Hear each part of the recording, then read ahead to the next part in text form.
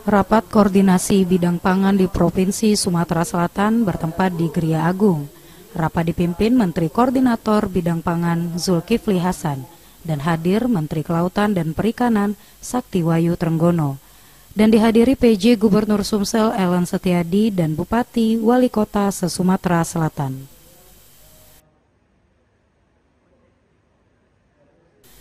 Dalam paparannya, Gubernur Sumsel Ellen Setiadi menyampaikan produksi ikan, baik budidaya dan tangkap tahun 2023 sebanyak 488.805 ton, sedangkan jumlah kebutuhan sebanyak 373.116,7 ton sehingga surplus.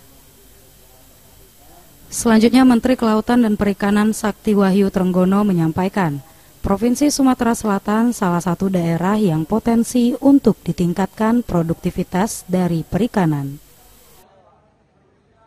Secara nasional sedang merancang untuk kemudian pengembangan ini tapi seperti baik dan dimulai.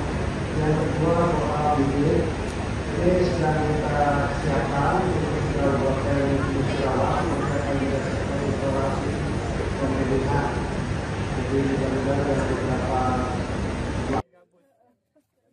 Sumatera Selatan juga memiliki potensi lahan budidaya laut, darat, dan payau mencapai 433.000 hektar.